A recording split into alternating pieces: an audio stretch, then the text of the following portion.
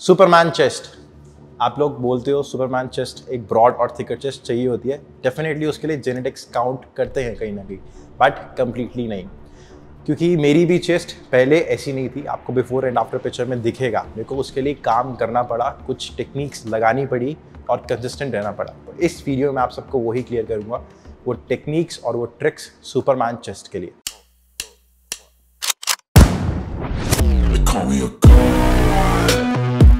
पहला पॉइंट जो बहुत इंपॉर्टेंट है, एक्सरसाइज फॉर्मेशन आपकी सही होनी ज़रूरी है। अगर आपको एक परफेक्ट सिमेट्री वाली सुपरमैन चेस्ट चाहिए तो एक्सरसाइज फॉर्मेशन में आपको ध्यान रखना है कि आपकी जो माइंड मसल कनेक्शन का कॉम्बिनेशन प्लस जो आप वेरिएशन ले रहे हो वो फुल रेंज ऑफ जाना चाहिए। अब मैं आपको वीडियो के अंदर दिखाऊंगा कि एक रॉन्ग फॉर्मेशन जो मोस्टली हम चेस्ट में करते हैं और एक जो उसका राइट फॉर्मेशन है, उसका तरीका, राइट तरीका जो है उसको करने का। एक आप जब चेस्ट प्रेस या कोई भी, हम जैसे फॉर एग्जांपल ले लेते हैं चेस्ट प्रेस ऑन मशीन, तो आपकी जो फॉर्मेशन होती है उस टाइम पे ऐसे जाती है। मोस्टली आप अपनी चेस्ट को अंदर कर लेते हो और बैक आपकी जो बाहर आ जाती है। आपको उस चीज़ का उल्टा करना है। ये चेस्ट अप, आर्च बननी ज़रूरी है आपके पीछे, एंड एल्बोस थोड़ी सी नीचे और फिर आगे को स्क्वीज। और जो आपका ये मसल है आपको इसको इन्वॉल्व करना है, जो आपका एक्चुअल में टारगेट मसल है। ये नहीं कि आप बाकी मसल्स को इन्वॉल्व कर रहे हो और टारगेट मसल को अवॉइड कर रहे हो। तो आपको इसमें पीछे पूरा स्ट्रेच करने के बाद आगे आगे स्क्वीज करना और फुल रेंज ऑफ मोशन, पूरा पीछे स्ट्रेच एंड आगे को स्क्वीज।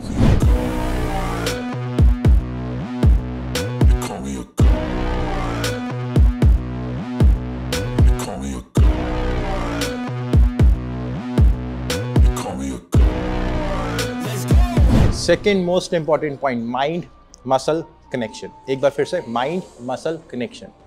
माइंड मसल कनेक्शन का बेसिक मीनिंग ये है कि आपका टारगेट मसल आपके माइंड के साथ कनेक्टेड हो। मतलब जब कोई एक्सरसाइज कर रहे हो तो आपका जो टारगेट मसल है, आपका माइंड वहाँ पे डेडिकेटेड होना चाहिए, उसको लिफ्ट करने के लिए, उसको रिलीज करने के लिए, रेस्ट पोजीशन में लेके जाने के लिए।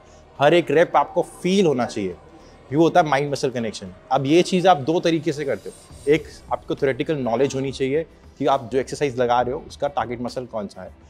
बेसिक चाहिए आपको, बहुत डेप्थ में नहीं जाना एक एक मसल के लिए, बस बेसिक आपको नॉलेज ज़रूरी है। सेकंड कि आपकी प्रैक्टिस, जब आप प्रैक्टिस करते हो रेगुलरली, हर हफ्ते सेम एक्सरसाइज लगाते हो, आपका माइंड मसल कनेक्शन, माइंड जो है आपका, ब्रेन जो है उसको डेवलप करता है, तो आपको और ज़्यादा उसका परफेक्शन निकलती है। तो ये माइंड मसल कनेक्शन आपका प्रैक्टिस और राइट नॉलेज के साथ होता है, जिस पर आपको अंदर से फोकस करना ज़रूरी है अगर आपको सुपरमैन चेस्ट चाहिए तो। अब आता है थर्ड पॉइंट। इसके अंदर मैं आपको बताऊंगा वो लिस्ट, अपनी फेवरेट एक्सरसाइजेस की एक तरह वर्कआउट आप समझ सकते हो, जो मैं लगाता था और जो मेजॉरिटी ऑफ पार्ट में रखता था उसका। तो ये 5 एक्सरसाइजेस हैं। जो सबसे पहली है वो है आपकी डिक्लाइन बेंच प्रेस। ये आप डंबल पे भी जा सकते हो डिपेंडिंग अपॉन यू। उसके बाद आती है आपकी इंक्लाइन डंबल प्रेस। ये आपको बेंच पे नहीं जाना, इसमें आपको डंबल्स के साथ ही फोकस करना है। देखो फ्लेक्सिबिलिटी और जो रेंज ऑफ मोशन है वो ज़्यादा बेटर मिलेगा इसके अंदर।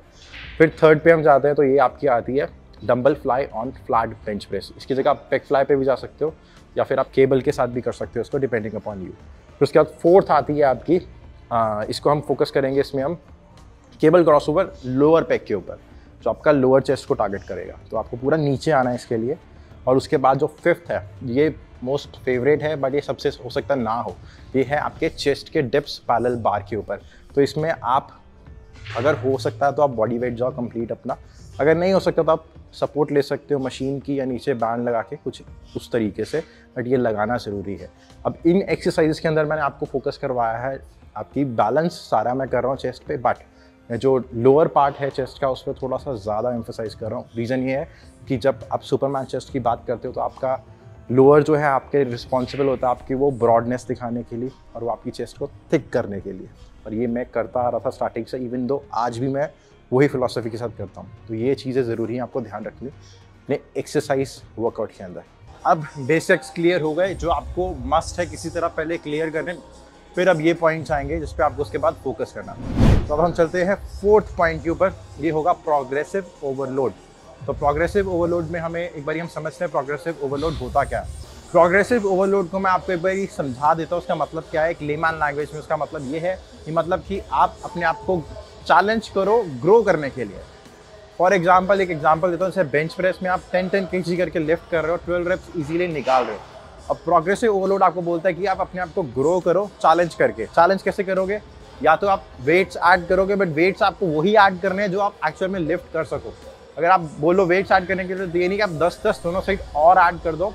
आप फॉर एग्जांपल आप 2.5 ऐड कर रहे हो, जो आप जिसके साथ एक्चुअल में लिफ्ट कर सकते हो, तो वो होगा progressive overload with right formation, और आपकी फॉर्मेशन जो खराब ना करे। इन केस अब आपका वेट्स की तरफ चैलेंज नहीं ऐड हो रहा, तो आप उसकी जगह रेपिटेशंस इंक्रीज कर सकते हो अपनी एक्सरसाइज के, वो भी एक प्रोग्रेसिव ओवरलोड में काउंट होता है। बस आपको अपने आप को चैलेंज करते रहना है ग्रो करने के लिए, अगर आपको सुपरमैन चेस्ट चाहिए तो। अब है पॉइंट नंबर 5, और ये मेरा एक फेवरेट पॉइंट है जिसमें आपको ज़्यादा कष्ट नहीं करना, बट ये आपके रिजल्ट्स को 3x इम्प्रूव कर देगा। तो ये है स्ट्रेचिंग आफ्टर वर्कआउट। अब स्ट्रेचिंग का मतलब ये नहीं कि आप फुल बॉडी फ्लेक्सिबिलिटी के लिए स्ट्रेचिंग करो।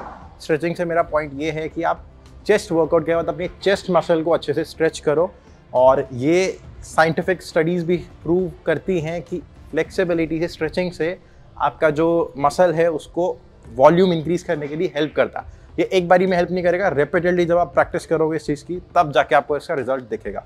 तो स्ट्रेचिंग में एक्सरसाइज आपको एक ऐड करके दिखाता हूँ, तो आप उस एक्सरसाइज के साथ स्टार्ट कर सकते हो। आपको हर एक वर्कआउट के बाद स्ट्रेच करना है, 10 to 20 सेकंड का पॉज ले सकते हो ईच साइड, और अच्छे से आपको उसको निचोड़ निकाल देना है, जितना आप उसके लेके घूम सकते हो और जितना उसको होल्ड करके रख सकते हो, जिससे होगा आपका एक एफिशिएंट चेस्ट वर्कआउट खत्म, और वो आपको लेके जाएगा सुपरमैन चेस्ट की तरफ। लास्ट पॉइंट इस वीडियो का और आपके सुपरमैन चेस्ट की जर्नी की तरफ, 6th पॉइंट, और ये जैसे वर्कआउट इंपॉर्टेंट है वैसे ये इंपॉर्टेंट है, और ये है डाइट। क्योंकि डाइट आपके जो वर्कआउट के आपकी मेहनत है उसको रंग लाएगी, मतलब ये इसके बिना आप उसको ख़त्म नहीं कर सकते, क्योंकि आपके न्यूट्रिशन को और आपके मसल को रिकवर और ग्रो करने में हेल्प करेगा। तो डाइट का आपको बैलेंस रखना ज़रूरी है, आपके मैक्रोस, आपके माइक्रो न्यूट्रिएंट्स, आपकी हाई प्रोटीन रहनी चाहिए इन सब चीज़ों के साथ। एक मैं आपको थोड़ा सा एक मतलब अपना जो एक्स्ट्रा एक डाइट के लिए पॉइंट है वो देना चाहता हूँ।